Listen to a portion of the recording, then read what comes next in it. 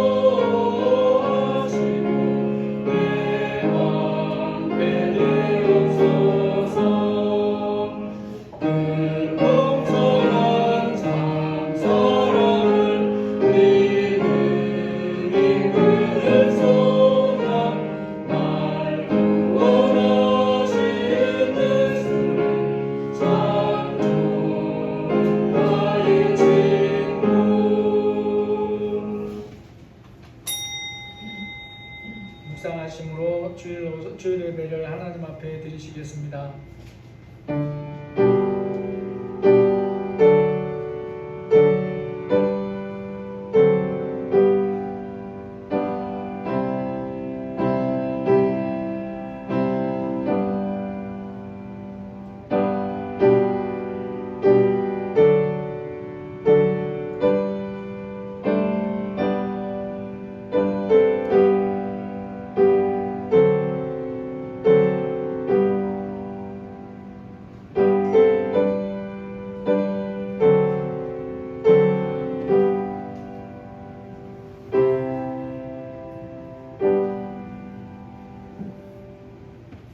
예수께서 대답하여 이르시되 사람이 나를 사랑하면 내 말을 지키리니 내 아버지께서 그를 사랑하실 것이요 우리가 그에게 가서 거처를 그와 함께 하리라.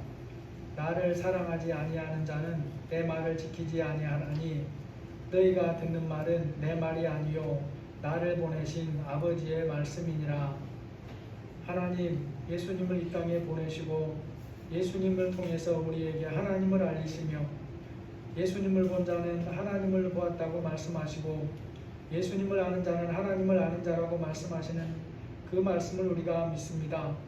이 시간 우리가 예수님을 사랑하고 또 예수님을 경배하며 또 하나님께 예배하며 이 자리에 모여싸우니 함께하여 주시고 우리가 하나님의 말씀을 믿음으로 받아들이고 또 우리가 귀로 듣고 마음으로 들어서 믿음으로 순종함으로 아버지의 자녀다운 삶을 살도록 도와주시기를 기도드립니다. 이 시간 예배하러 모인 우리 모두 위에 함께하여 주시고 각자에게 들을 귀와 깨닫는 마음을 넘치도록 허락하여 주옵소서. 우리 어린아이부터 장성한 자에 이르기까지 들을 귀와 깨닫는 마음을 부어 주옵소서. 예수님의 이름으로 기도합니다. 아멘. 찬송가 70장입니다. 오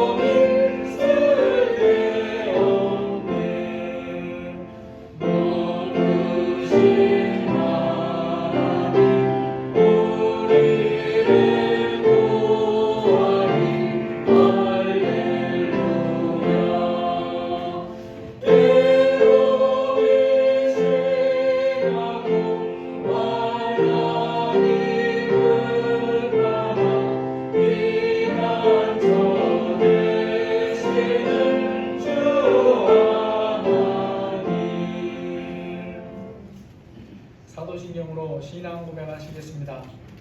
전능하사 천지를 만드신 하나님 아버지를 내가 믿사오며 그 외아들 우리 주 예수 그리스도를 믿사오니 이는 성령으로 잉태하사 동정녀 마리아에게 나시고 본디오 빌라도에게 고난을 받으사 십자가에 못 박혀 죽으시고 장사한 지 사흘 만에 죽은 자 가운데서 다시 살아나시며 하늘에 오르사 전능하신 하나님 우편에 앉아 계시다가 저리로서 산자와 죽은 자를 심판하러 오시리라.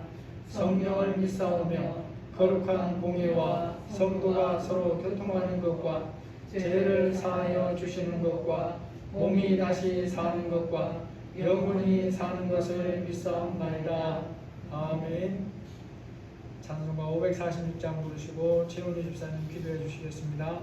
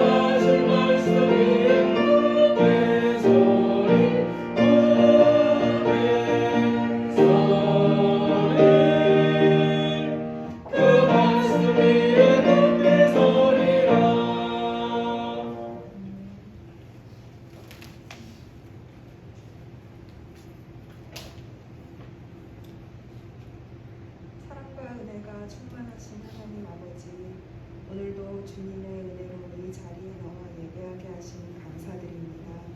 이 세상을 살아가면서 매 순간 저희가 얼마나 주님 앞에 연약한 존재인지 깨닫습니다. 마음의 공격을 받을 때, 내 계획대로 되지 않을 때 주님을 의지하지 않았습니다. 내 의견이 마치 주님의 의견인 양 살기도 했습니다. 주님 마음 속상하게 해드린 것을 용서해 주세요. 이런 보잘것없는 저희를 매 순간에 살게 하여 주시고 주님의 사랑 깨닫는 그 계획 안에 있게 하신 감사합니다. 코로나 시대를 살아가면서 우리가 당연하게 여겼던 일상들이 얼마나 소중하였는지 알게 되었습니다. 주님의 은혜도 우리가 너무 당연하게 생각하고 주님이 주시는 은혜와 사랑이 거저받는 것이 아닌 예수님의 십자가의 보혈의 피로 말미암은 구원의 은혜임을 매 순간 깨달으며 감사하며 살아가길 원합니다. 하나님, 살아가다 보면 세상에 멋지게 포장된 세상의 가치들을 주님의 진리인 것처럼 은혜인 것처럼 착각하게 만드는 것 같습니다. 우리 반석교회 식구들이 그리고 우리 믿음의 다음 세대까지도 세상 가치관과 주님의 진리를 올바르게 분별할 수 있는 건강한 영을 허락해 주세요. 오직 말씀이 우리 삶의 중심에 있어서 우리가 좌로나 우로나 치우치지 않고 살아가게 해주세요. 주님께서 기뻐하시는 삶의 예배를 살아드리길 소망합니다. 오늘 이 자리에서 저희가 또 귀한 말씀 듣습니다. 성령님, 저희 각자에게 임하셔서 저희 삶을 이끄는 말씀 잘 듣게 하시고 말씀 전하시는 박형선 목사님 축복 내려주셔서 지혜의 입술로 말씀 들려지기를 원합니다. 우리 교회를 위해 기도로 중보하시는 우리의 사모님, 장로님들, 권사님들, 그리고 모든 성도님들, 우리가 물리적인 거리로는 떨어져 있으나 말씀과 기도로 하나 되어 모이는 교회, 흩어지는 교회로 성장하게 해주세요. 함께 중보하는 수평교회, 흥돌교회, 꿈의 교회, 그리고 김재승 선교사님의 걸음 위에도 동일한 축복 내리기를 소망합니다. 부족한 종 주님 앞에 기도드리게 하시니 감사합니다. 이 모든 말씀 살아계시고 역사하시는 예수 그리스도 이름으로 간절히 기도드립니다. 아멘.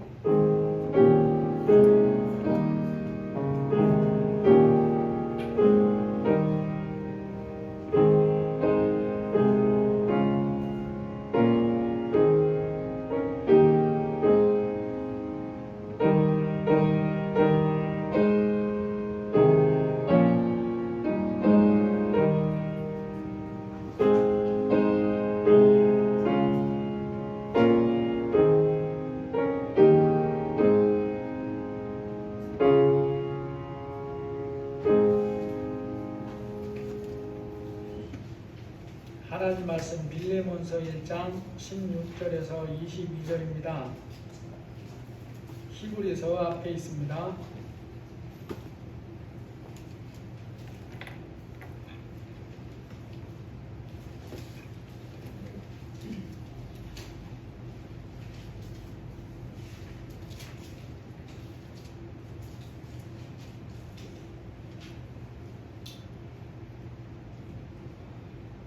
빌레몬서 1장 16절에서 22절입니다. 이후로는 종과 같이 대하지 아니하고 종 이상으로 곧 사랑받는 행제로 둘 자라. 내게 특별히 그러하거든 하물며 육신과 주 안에서 상관된 네게랴.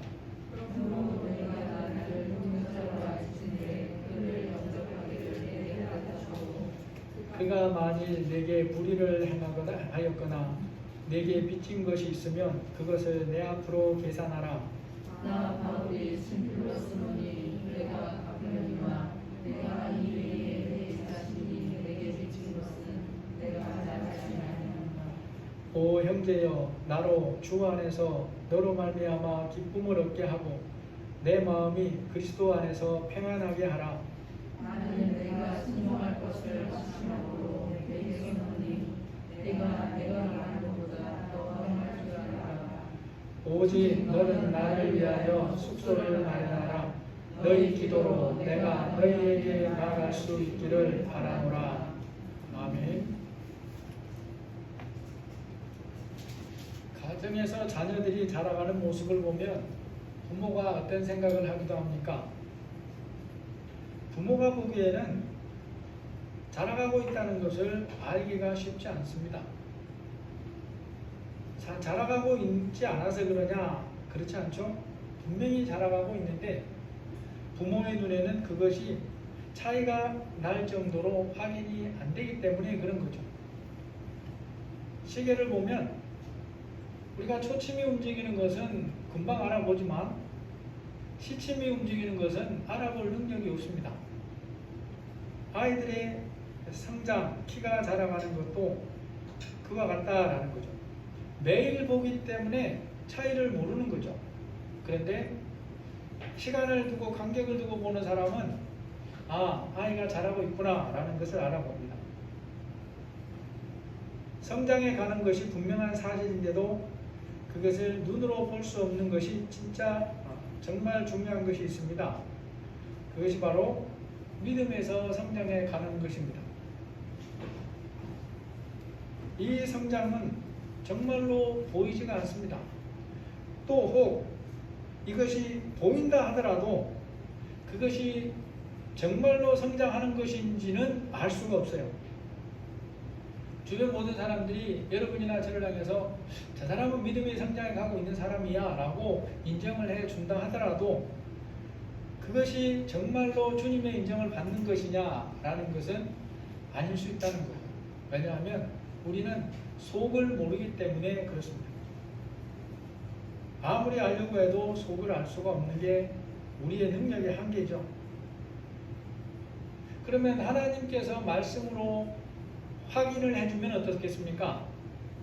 그러면 그 사람의 믿음이 성장해 가고 있는 거죠. 이 시간 읽은 빌레몬서 말씀을 통해 우리가 믿음이 성장해 가므로 사람이 어떻게 변해가는가를 알 수 있고 또 우리는 어떻게 성장해 가고 있는가를 묻는다는 것을 보게 됩니다. 이 시간 읽은 빌레몬서에서 성령의 감동으로 이 말씀을 기록해서 보내는 바울이 그들의 믿음이 성장이 되고 있다는 것을 확증해 주는 사람들이 몇 사람이 있어요. 1절과 2절에 보니까 우리의 사랑을 받는 자요 동역자인 빌레몬과 자매 아비아와 우리와 함께 병사된 아키뽀와 그 집에 있는 교회에 편지하노니 라고 말합니다. 여기에 언급되는 사람들의 믿음의 성장 정도가 다 같다는 말은 아니죠. 차로 재거나 분량으로 재서 같다는 뜻은 아닙니다. 그들 사이에도 각기 다름이라고 하는 게 있어요. 하지만 믿은 이후에 믿음에서 성장해 가고 있다라는 것은 사실이라는 걸 우리에게 말해주고 있습니다. 이들이 믿음에서 성장해 가고 있다는 것을 뭘로 확인할 수 있습니까? 바울이 이들을 어떤 믿음의 소유자라고 우리에게 소개하고 있는가를 통해 볼 수 있어요. 우리의 사랑을 받는 동역자, 우리와 함께 병사된 자, 내 집에 있는 교회. 여러분 성경에 보면 이제 갓 믿어서 믿음으로 보면 마치 젖을 먹는 어린 아기 같은 그런 성도를 향해서 그리스도의 동역자나 군사라고 표현하지는 않죠. 동역자는 말 그대로 동료 혹은 어떤 일을 함께하는 그런 동역자를 의미합니다. 그러니까 같은 실력은 아니에요. 전문가의 동역자라고 해서 전문가인 건 아닙니다. 그렇기는 하지만 그 전문가가 하는 일에 동역자로 쓰이려면 최소한의 그런 능력을 가지고 있어야 돼요. 어린 아기가 동역자라고 불리지는 않는다라는 것입니다. 바울이 여기 언급하는 사람들이 있는데 이름이 나오는 사람도 있고 이름이 없는 사람도 있어요. 빌레몬, 아비아, 아키뽀, 그 집에 있는 교회 성도들, 이런 사람들은 다 개인적으로 바울과 뭔가 사업을 같이 하는 사람들이 아닙니다. 복음을 전하고 양육하는 일에 바울의 동역자로 불리는 사람들이다 라는 거죠. 성경은 여기에 등장하는 세 사람, 빌레몬, 아비아, 아키뽀가 구체적으로 어떤 사람이고 어떤 부분에서 바울의 일에 동역하고 있는가 라는 것은 설명하지 않습니다. 물론 그 집에 있는 교회 성도들에 대해서도 마찬가지예요. 그럼에도 바울은 이들을 다 자기의 일에, 하나님의 일에 동역자라고 부른다라는 거죠. 우리가 이들을 살필 때 알 수 없는 것들이 있어요. 그건 뭔가 하면 현재 이들이 어떠한 정도로 성장했는가는 모른다는 거예요. 하나님이 그들에 대해서 설명할 때 이 부분도 설명을 안 하는 부분이에요. 예를 들어서 믿음의 성장이 12단계가 있는데 이 사람은 3단계다, 이 사람은 5단계다 이렇게 말해주지 않는다는 거예요. 그렇기는 하지만 분명한 사실이 있습니다. 바울로부터, 주님으로부터 주님의 일에 동역자로 불릴 만큼 성장하고 있다라는 것은 분명한 사실이더라라는 거죠. 또 이름이 없이 그 집에 있는 교회 공동체로 불리는 이들도 마찬가지라는 거예요. 심장해 보건대 이들이 어떻게 동역했을까는 가능하죠. 아마 바울의 사에게 선교비를 보내면서 동역했을 것이고, 또 실제로 사람을 보내서 동역했을 수도 있고, 그렇지 않다면 기도로 동역할 수도 있어요.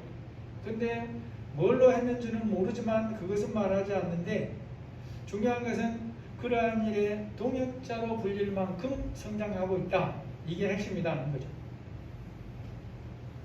그래서 우리는 주님께서 그들을 동역자로 칭하시는 걸 보면서 우리의 모습들을 점검할 필요가 있습니다. 나는 어떤 모습으로 성장해가고 있는가를 돌아봐야 돼요. 하나님의 동역자로 칭함을 받는 부분에 있어서 본문에서는 개인의 이름이 언급되느냐 되지 않느냐 하는 것은 중요하지 않습니다. 정말 중요한 것이 있습니다. 주님이 나를 어떻게 보시는가라는 것이 중요해요. 모든 것을 아시는 주님께서 나를 동역자로 인정해 주실까라는 것이 중요하더라는 것입니다. 주님께서 현재 나를 주님의 일에 함께하는 동역자로 칭해 주시는 그런 믿음을 가진 사람으로 성장해 가고 있는가라는 것이 핵심이라는 거예요. 왜 이것이 중요합니까? 여기에 우리의 영혼의 건강, 더 나아가면 생명이 달려있기 때문에 중요합니다. 뿐만 아니라 이 땅에 사는 동안에도 주님이 우리에게 주기 원하시는 은혜와 형통한 삶이 달려있기 때문에 또한 중요해요. 우리는 두 가지가 다 중요합니다. 그래서 예수님이 또 하나님께서 이스라엘 백성들에게 만나를 주시잖아요. 만나를 먹어야 육신이 살 수 있어요. 죽어야 하는 게 하나님 뜻이면 굴러가시지만 살아야 하면 살아야 하기 때문에 육신의 음식을 주십니다. 그런데 육신의 음식 가져가고 그것만으로 살 수 있는 게 아니에요. 그의 영혼이 건강해야 된다라는 것입니다. 여러분, 각종 식물이 성장하지 않아도 생명을 유지하는 일정한 기간들이 있어요. 그러나 그러한 기간에서 벗어나 성장해 가지 않으면 본래 목적대로 쓰임받을 수가 없습니다. 겨우겨우 생명을 유지하다가 끝내는 말라서 한 줌의 재나 먼지로 사라져버리게 된다라는 거죠. 하나님께서 자녀 삼은 자들을 향해 가진 계획은 그러한 것이 아니라는 것입니다. 하나님은 각 사람이 하나님이 주신 것을 가지고 그 사람의 인생을 열어갈 계획을 세우고 계신다라고 성경을 통해 우리에게 알려주죠. 그래서 하나님이 각 사람에게 주신 자녀는 다르지만 각 사람이 받은 것을 가지고 세상에서 하나님이 원하시는 모습으로 복되게 살기를 바라시는 게 하나님의 마음이라는 것입니다. 이 부분에서 우리가 알아야 될 아주 중요한 사실이 있습니다. 하나님이 주신 것이 모자라서 하나님이 원하시는 그러한 삶을 살지 못하는 사람은 한 사람도 없다는 거예요. 여러분, 우리가 이 부분을 깊이 깨달아야 됩니다. 사람이 다른 사람과 비교할 수 있어요. 자기는 작거나 많고 다른 사람은 많거나 작다고 생각할 수 있어요. 그게 물리적으로 사실처럼 보일 수도 있어요. 그러나 중요한 것은 하나님이 주신 것이 모자라서 하나님이 원하시는, 하나님이 바라시는 삶을 못 사는 사람은 없다는 거예요. 요한복음 9장에 보면 태어날 때부터 소경으로 된 사람을 소개하죠. 소경보다 더 불리한 입장에 있는 사람이 누가 있겠어요? 소경은 아무것도 할 수가 없어요. 다른 사람 도움이 없이는. 그런데 그 소경으로 난 자도 하나님의 시간이 되니까 하나님의 영광을 드러내는 일에 놀랍게 쓰임을 받습니다. 이것이 바로 하나님의 뜻이라는 거죠. 그러면 우리는 어떻게 살아야 되냐라는 거죠. 하나님 말씀 안에 살아야 된다라고 하는 조건이 있어요. 하나님이 약속하신 게 뭔가 하면 이거거든요. 하나님을 사랑하는 자, 곧 그의 뜻대로 부르심을 입은 자들에게는 모든 것이 합력하여 선을 이루느니라 라고 하는 약속을 줬습니다. 그러니까 우리는 뒷부분만 아니라 앞부분이 사실은 더 중요해요. 하나님을 사랑하는 자, 곧 그 뜻대로 부르심을 입은 자라고 하는 이 조건을 충족하는 것이 믿는 자들이 해야 될 일이라는 거죠. 우리가 인생길을 걸어가면서 어떻게 하면 이 말씀 안에 살 수가 있을까요? 우리는 이 부분에서도 오해할 수 있습니다. 하나님께서 매 순간 말씀해 주시니까 그것을 듣고 살아야 된다. 어떤 분들이 이렇게 말씀하는 경우들이 저도 있는 걸 봤어요. 그러면 성경을 보니까 하나님이 정말 그러시는가? 그렇지 않아요. 만약에 그랬다면 아브라함이 하나님의 뜻을 벗어나서 그 첩을 통해 이스마엘을 낳을 이유가 없습니다. 구약만 그런 게 아니에요. 신약도 마찬가지예요. 만약에 그랬다면 바울이 로마로 가는 일에 있어서 그 고민하며 다른 사람들의 도움을 구하고 자신이 하나님 앞에 기도하면서 그렇게 할 이유가 없어요. 바나바와 소리를 지르면서 언쟁할 필요가, 싸울 필요가 없는 거예요. 뭘 말해주겠습니까? 순간순간 모든 것을 하나님이 말씀 다 해주니까 듣고 살아야 그것이 성령 충만한 삶이라고 하는, 그렇게 말하는 것이 잘못됐다는 거예요. 성경적으로 바른 게 아니에요. 그럼 뭡니까? 전체 범위 안에서 하나님의 인도하심과 말씀을 알고 붙들려 사는 것이 하나님이 우리에게 주신 진짜 원하는 믿음의 삶이라는 거예요. 그런 삶을 어떻게 살 수 있냐라는 거죠. 매 순간마다 말씀을 들어서가 아니에요. 여러분, 강가나 산속에서 새벽이나 계절이 바뀔 때에 진한 안개를 만나기도 합니다. 앞이 보이지 않을 정도의 진한 안개 속을 운전할 때 나의 계산은 하나도 필요한 게 아니에요. 오직 차선과 유도등을 따라서 운전하는 것만 중요합니다. 여러분, 앞날에 대해서 하나님이 우리에게 하신 약속이 그러하기 때문에 지금 나의 인생 앞날에 대해서 아무것도 보이지 않을수록 뭐가 중요하겠습니까? 온갖 것을 찾고 머리를 굴리는 게 중요한 게 아니에요. 지금 내가 알고 있는 말씀 안에서 믿음으로 따라 걸어가는 것이 중요한 겁니다. 거기에 승부가 달린 거예요. 그런데 우리는 그 기간을 통과하는 게 힘들어요. 그래서 뭔가 당장 손에 잡히고 앞에 보이고 그래야만 하나님 안에 잘 사는 것처럼 여길 때가 있어요. 당신 비전이 뭐냐? 성경이 말하는 비전은 그런 게 아닌데도 사람들이 만들어 놓은 생각을 따라서 그런 생각들을 해요. 아내가 저한테 때로 그렇게 묻기도 합니다. 그러나 여러분, 성경이 말씀하는 참 비전은 뭐냐? 뭔가 이런저런 모양을 그려놓고 그렇게 살겠다가 아닌 것입니다. 오늘 하나님과 함께 동행하면서 하나님의 말씀 안에 사는 것이 성경이 말씀하는 삶이에요. 내일 일은 내게 속한 것이 아니라는 거죠. 앞날에 대해서 아무것도 보이지 않을 때일수록 해야 할 것이 있습니다. 그것이 바로 나의 계산을 내려놓고 오직 말씀의 유도등을 따라 오늘을 걸어가는 것입니다. 이게 우리가 진짜로 붙들어야 될 믿음의 삶이에요. 이 시간 좀 더 살펴봐야 될 사람이 있는데 빌레몬입니다. 그러한 삶의 걸음을 통해서 빌레몬이 어떠한 사람으로 성장해 갔는가를 우리에게 보여줘요. 바울이 빌레몬을 하나님 보시기에 이런 사람이라고 말하는 게 4절 5절입니다. 내가 항상 내 하나님께 감사하고 기도할 때에 너를 말함은 주 예수와 및 모든 성도에 대한 내 사랑과 믿음이 있음을 들음이니. 여러분, 사람이 사람에 대해서 알게 되는 것은 가족이 아니면 대부분 뭘 통해서 알게 됩니까? 다른 사람이 전해주는 말, 소문을 통해서 알게 되는 거죠. 그런데 소문이 사실이 아닌 경우가 얼마든지 있어요. 때로는 악한 의도로 거짓 소문을 퍼뜨리는 경우도 있습니다. 그래서 이런저런 소문이 들려온다고 그것이 다 사실인 것이 아니에요. 그러므로 어떤 소문이 그럴듯하게 들려올지라도 분별해야 됩니다. 분별할 능력이 없으면 어떻게 됩니까? 자기도 바보처럼 되거나 거짓말 전달자가 될 수 있어요.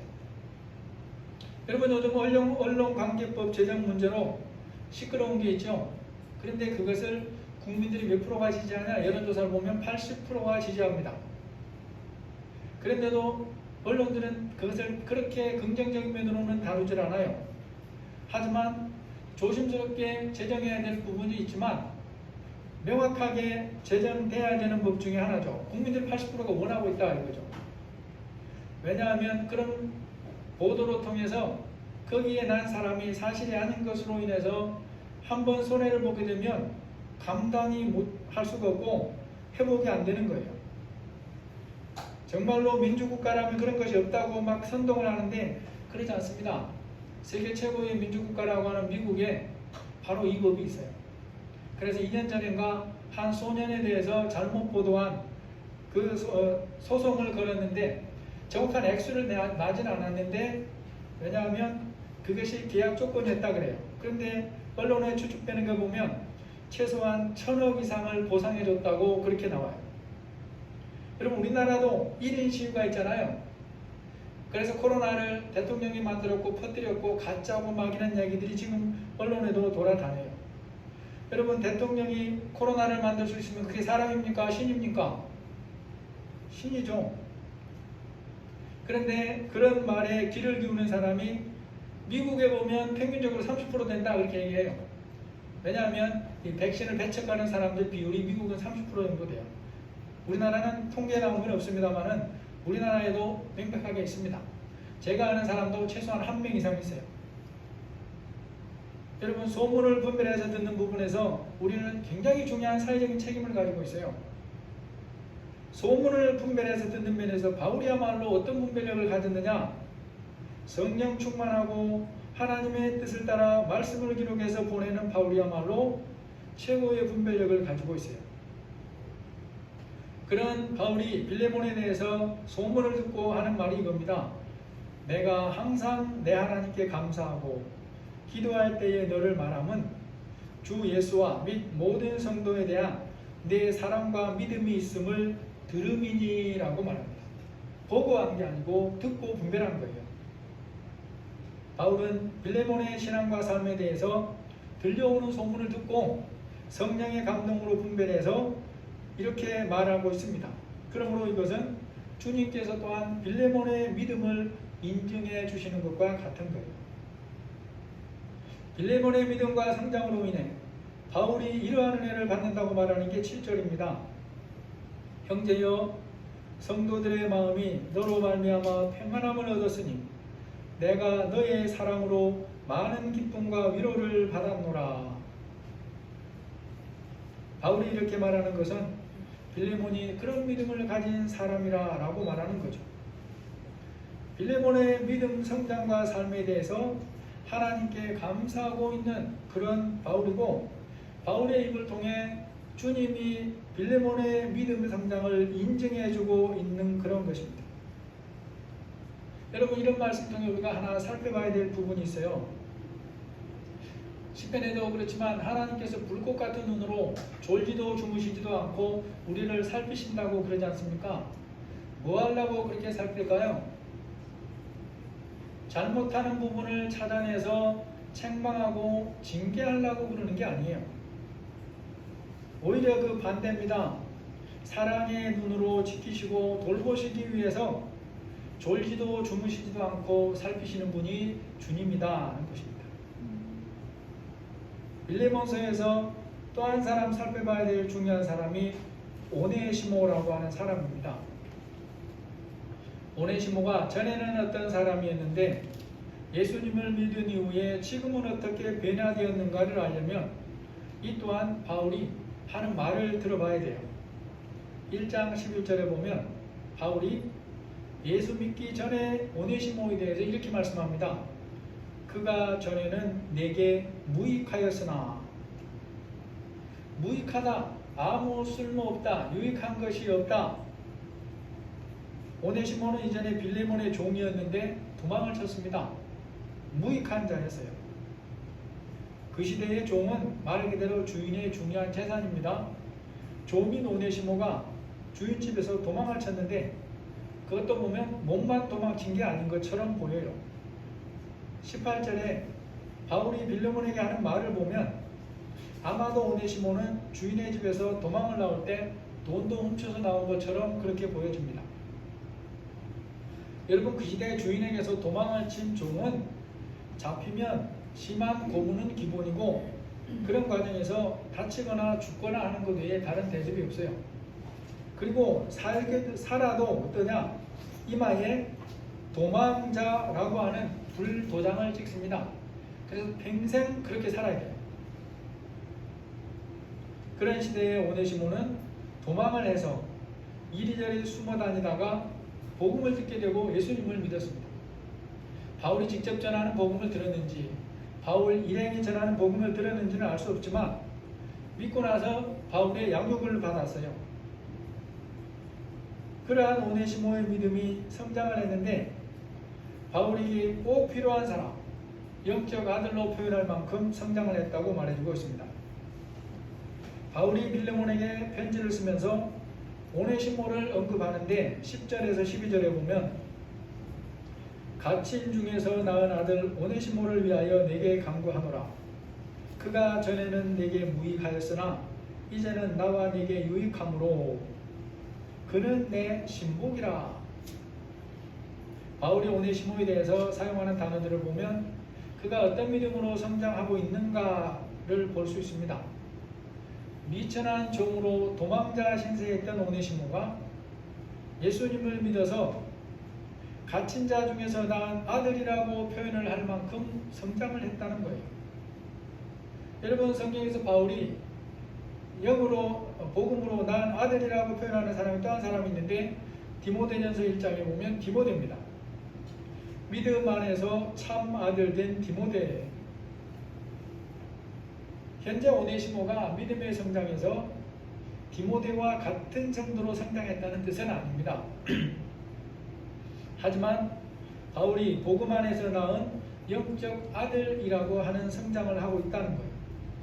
뿐만 아니라 바울에게도 유익하고 빌레몬에게도 유익을 끼치는 사람으로 변화되고 성장했고 심지어 바울의 신복이라고 표현할 정도로 유익을 끼치는 사람으로 성장을 한 거예요. 한번 생각을 해보세요. 당시 미천한 신분의 종이고 도망다니는 상태에서 예수님을 믿었는데 그 믿음이 얼마나 성장을 했든지 바울의 신복이라고 불리고 빌레몬에게도 유익을 끼칠 사람으로 성장했다라고 말하느냐는 거죠. 이 오네시모의 성장을 보면서 저나 여러분의 성장을 돌아볼 필요가 있습니다. 나는 오네시모 같이 이렇게 믿음에서 성장해가고 있는가라는 거죠. 여러분, 우리가 알아야 될 중요한 것 중에 하나는 믿음에서 바르게 성장해 가기만 하면 그의 사회적인 위치가 어떠하든지 심지어 그 사회에서 가장 바닥에서 사는 사람이라는 소리를 듣는 사람일지라도 주님께서는 그를 동역자로 사용하신다라는 거죠. 전능하신 하나님이 인정해 주시고 자녀로 대해 주시는 사람이 되는 거예요. 그를 통해 세상에 하나님의 살아계심을 드러내는 역할을 감당하게 하신다는 것입니다. 하나님은 외모를 통해서 사람을 평가하지 않는다고 분명히 말씀해요. 그러니까 저나 여러분이 이런 부분에서 가치관이 분명해야 되고 우리 자녀들에게 가치관을 성경적으로 바르게 전달하는 데 힘을 써야 됩니다. 입의 말만 아니라 삶으로 그렇게 살아야 되는 거예요. 그래야 우리 자녀들이 하나님의 가치관 안에서 참된 자유를 누릴 수가 있어요. 여러분, 우리는 바울이나 빌레몬은 오네시모 종에 비하면 월등한 사람이죠, 사회적으로. 그런데 하나님은 그렇게 보지 않더라는 거예요. 바울이 빌레몬에게 편지를 보내면서 이것을 들어달라고 요청하는 것들이 있죠. 그게 뭔가 보니까 오네시모를 어떻게 대우해 주기를 원하는가라는 것입니다. 편지를 써보내는 이유를 말하는데 13절 14절에 보면 그를 내게 머물러 있게 하여 내 복음을 위하여 갇힌 중에서 네 대신 나를 섬기게 하고자 하나 다만 내 승낙이 없이는 내가 아무것도 하기를 원하지 아니하노니 이는 너의 선한 일이 억지같이 되지 아니하고 자의로 되게 하려 함이라. 여러분, 바울이 빌레몬에게 변화된 오네시모가 바울을 섬기는 데 있어서 주인이었던 빌레몬에게 편지를 써서 허락을 받는 이유가 뭐라고 말합니까? 이 바울과 빌레몬의 인간관계나 믿음은 바울이 굳이 이런 편지를 써서 보내지 않아도 됩니다. 나중에 혹 빌레몬이 알게 되었다 하더라도 빌레몬은 충분히 바울의 의도를 이해하고 또 어련히 그렇게 믿음을 보고 했을 거라고 받아들일 수 있는 사이라는 거예요. 그럼에도 불구하고 바울이 빌레몬에게 편지를 보내고 허락을 구하는 이유가 있다라는 거죠. 그게 뭐겠습니까? 억지로가 아니라 기쁘게 자원하는 마음으로 섬기도록 하기 위해서다라고 하는 거죠. 바울은 종인 오네시모가 도망한 것이나 후에 그가 복음을 듣고 예수님을 믿어 변화된 것이나 그래서 바울이나 빌레몬에게 유익한 형제가 된 것이 전체로 어떤 의미를 가지는가를 말씀하는 게 있어요. 1장 15절에 보면 아마 그가 잠시 떠나게 된 것은 너로 하여금 그를 영원히 두게 함이리니. 여러분, 우리는 성경을 읽을 때 그 글자만 읽으면 안 됩니다. 그 사람의 수준에 맞추어서 바울이 단어들을 사용한다는 것을 이해해야 돼요. 지금 바울이 이 말하는 의미가 뭐겠습니까? 하나님의 일하시면은 결코 우연이 없습니다. 우리가 모르고 알 수 없는 것은 많이 있지만 하나님이 하시는 모든 일에 우연이라는 것은 없어요. 하나님이 허락하신 일에도 우연이라는 게 없습니다. 심지어 코로나19 같은 것도 하나님이 주신 것은 아니지만 허락하신 것이죠. 뭐 때문에요? 교만한 인간들에게 하나님을 찾게 하려고. 우리가 짐작해 볼 수 있는 이유들 중에 그런 게 있어요. 내 힘으로 살 수 없다는 것이 인생이라는 것을 알게 하려고. 이 땅의 모든 사람들이 하나님 없이 살 수 없다는 것을 조금이라도 생각하게 하려고 하는 의도가 성경적인 말씀에 비춰보면 들어있어요. 그런데 그 외에 우리가 모르는 부분도 많이 있습니다. 중요한 것은 뭡니까? 하나님이 하시는 일에, 허락하시는 일에 우연은 없다는 거예요. 하나님의 능력 밖에서 어쩔 수 없이 일어나는 일은 없다라는 것입니다. 이런 면에서 오네시모에게 일어난 일이 결코 우연이 아니라는 거예요. 빌레몬이나 오네시모나 바울 모두를 향한 하나님의 섭리였다는 거예요. 그런데 이제 현재 바울이 보기에 빌레몬의 믿음의 수준에서 그렇게 말하면 못 알아듣는 것 같아요. 그러니까 15절로 표현을 한 거예요. 아마 그가 잠시 떠나게 된 것은 너로 하여금 그를 영원히 두게 함이니니. 여러분, 우리가 다른 사람에게 어떤 진리를 전달하고 진리 안에 교제를 할 때 그 사람의 믿음의 수준을 감안하는 게 굉장히 지혜로운 것입니다. 그러지 않고 자기가 알고 자기 수준에서만 말하면 이게 상대방에게는 오해를 일으킬 수가 있어요.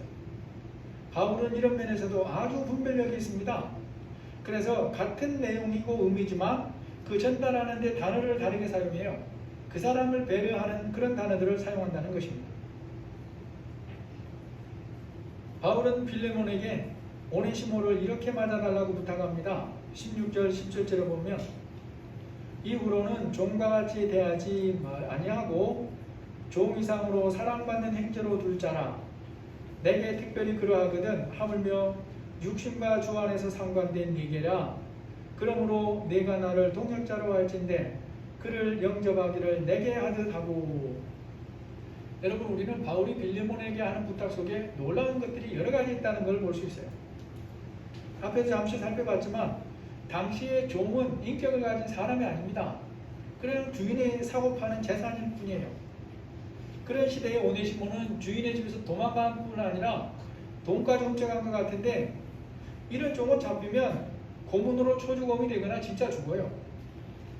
그런 시대에 빌레몬에게 바울의 부탁이 있기 때문에 도망쳤던 오네시모를 아무런 고문하지 않고 그냥 받아주는 것만 해도 큰일이에요. 그런데 바울이 빌레몬에게 부탁하는 것은 그것을 훨씬 뛰어넘습니다. 먼저 뭘 부탁합니까? 이후로는 종과 같이 대하지 말고 사랑받는 형제로 알아라 라고 하는 요청을 하고 있어요. 종으로 대하지 말고 사랑받는 형제로 대해라. 그것뿐이 아니에요. 당시의 종과 주인은 자유인과 재산일 뿐인데 더 기막힌 요청을 합니다. 내가 나를 동역자로 할진대 오네시모를 영접하기를 내게 하듯 해라. 기가 막힐 일이죠, 여러분. 빌레몬이 바울을 동역자로 하는 믿음을 가지고 있다면 오네시모를 마치 바울을 맞이하듯이 맞이해달라, 이렇게 얘기한다라는 거죠.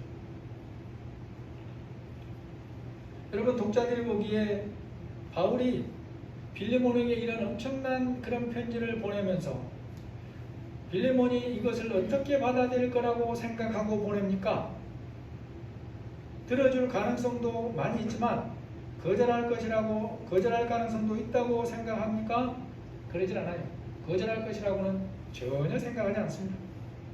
오히려 이렇게 말해요. 20절 21절 보니까 오 형제여, 나로 주 안에서 너로 말미암아 기쁨을 얻게 하고 내 마음이 그리스도 안에서 평안하게 하라. 나는 네가 순종할 것을 확신함으로 내게 썼노니 내가 말한 것보다 더 행할 줄을 아노라. 여러분, 바울이 동역자들과 일하는 부분에서 결코 하지 않는 것이 있습니다. 그것이 바로 강제로 하게 하거나 조종하는 방법을 사용하지 않는 거예요. 그런 바울이 빌레몬에게 이런 말을 하는 것은 그를 조종하기 위함이 아니에요. 빌레몬이 믿음으로 그렇게 응답할 것을 알기에 믿음으로 부탁하고 있더라라는 것입니다. 오늘 말씀을 우리가 정리해 볼 필요가 있습니다. 여러분, 복음을 믿고 시작할 때에는 모든 사람은 다 초신자입니다. 젖을 먹고 단단한 것을 먹지 못하는 똑같은 수준에서 시작을 해요. 그런데 그렇게 같은 수준에서 시작했지만 시간이 흘러가면서 성장하는 것은 다릅니다. 주님이 원하시는 모습으로 성장해가는 사람도 있고 중간에 지체되는 사람도 있고 나중에는 아예 믿음에서 떠나버리는 사람도 있어요. 예수님을 믿어 하나님 자녀된 후에 믿음이 주님이 바라시는 모습으로 성장해가고 주님의 쓰임을 받는 부분에서 우리가 알아야 될 아주 중요한 사실이 있습니다.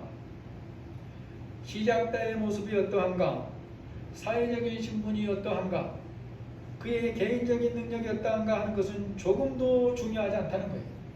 사람들은 그런 것들을 가지고 비교하고 중요하다고 말하고 난리를 칠 때가 많지만 하나님은 그런 것은 보지도 않아요. 물론 역할은 달라요. 사도로 부름받은 바울과 종이 90%가 넘는 시대에 자유인으로 사는 빌레몬이나 그런 시대의 종인 오네시모가 겉모습은 다 다릅니다. 그런데 하나님은 다르게 보지 않더라는 거예요. 그들의 맡은 역할은 다르지만 하나님이 그들을 동역자로 쓰시는 것은 다르지 않더라는 거예요.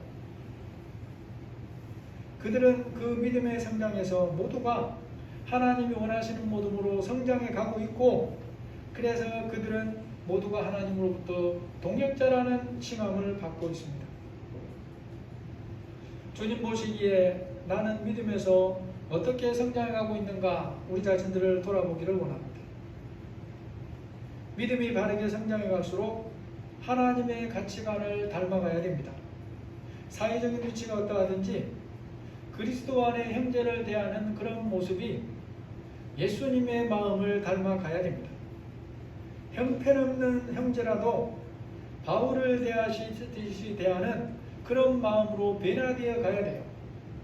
이런 부분에서 우리의 모습이 변화되지 않으면 그는 성장하고 있지 않는 것입니다. 성경의 지식이 아무리 많아도 그는 성장하고 있는 게 아니에요. 예수님은 지금도 우리가 이러한 믿음으로 성장해 가고 이러한 자세로 믿음 안에 형제를 대하면서 서로를 사랑하고 격려하고 세워가기를 간절히 바라신다는 것을 우리가 기억을 해야 됩니다.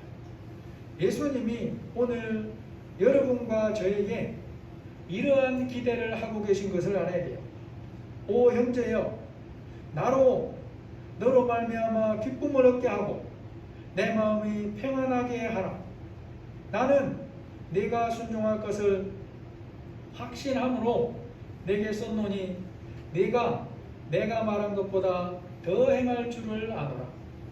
이 말씀의 대상이 되시고 이 말씀으로 믿음으로 응답하는 우리 모두가 되시기를 예수님의 이름으로 축복합니다. 하나님, 우리가 예수님을 믿어도 믿음에서 성장해가고 가치관이 주님을 닮아가지 않으면 여전히 세상 속에 사는 사람과 다를 것이 없게 됩니다. 심지어 재산일 뿐이고 종일 뿐인 오네시모도 하나님 앞에 믿음이 성장하고 변화되니까 하나님의 동역자로 쓰임을 받습니다. 바울이나 빌레몬이나 동일하게 하나님의 동역자가 됩니다. 하나님, 우리의 믿음이 어떻게 성장해가고 있는지 다시 한번 돌아보게 하여 주시고 우리가 주님 안에 기쁨이 되고 주님을 평안하게 해드리고 주님이 부탁하신 일을 더 행할 줄 아는 그런 칭찬과 격려의 말을 듣는 모두가 되게 하여 주옵소서. 예수님의 이름으로 기도합니다. 아멘. 찬송가 543장입니다. Oh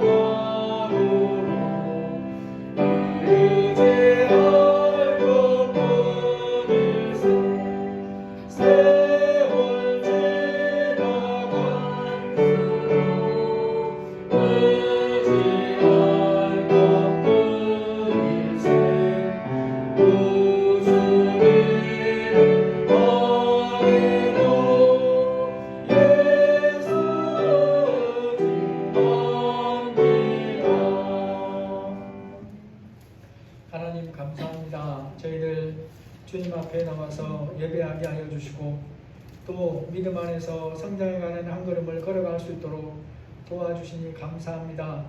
우리는 연약하오니 주님 불쌍히 여겨주시고 주님 보시기에 날마다 믿음에서 자라갈 수 있도록 인도해 주시기를 기도합니다. 우리가 믿음으로 드리는 이 예배 위에 또 하나님 물질 위에 함께하여 주시고 우리 성도들 가정과 직장과 사업장 위에 함께하시고 자녀들 위해 함께하여 주시기를 기도합니다. 이러한 양식이 풍성케 하여 주시기를 원합니다. 종이 노네시모도 믿음에서 성장하니까 하나님의 동역자로 사용하시는 놀라운 하나님을 바라보면서 우리가 우리 자손들과 우리 자녀들을 우리 형제들을 향한 눈을 고치고 마음을 고치며 하나님 앞에 맡겨드리는 믿음의 무릎이 더욱더 강건해질 수 있도록 도와주옵소서. 예수님의 이름으로 기도합니다. 아멘. 거리두기가 또 2주간 연장됐다는 걸 여러분 기억하시고 집에서도 기도에 힘쓰시기 바랍니다. 우리 보면 금요일이나 또 화요일이나 저녁에도 밤에도 나와서 기도하시는 분들이 다 계시는데 여러분이 어디에 계시든지 집에서라도 꼭 기도하면서 믿음으로 이렇게 승리하시기를 바랍니다. 우리 전은설 자매님 졸업을 축하합니다. 여러분이 기억하시고 밤날을 위해서 계속 기도해 주시기 바랍니다. 찬송가 330장입니다.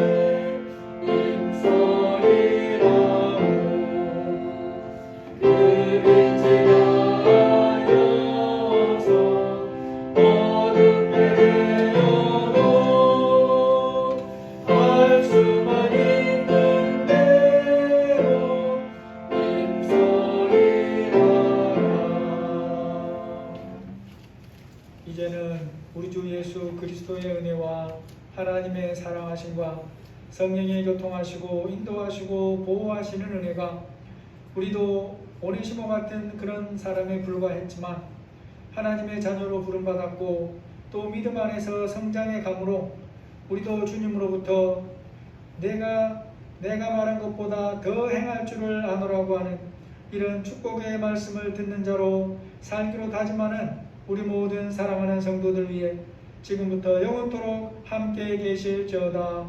아멘.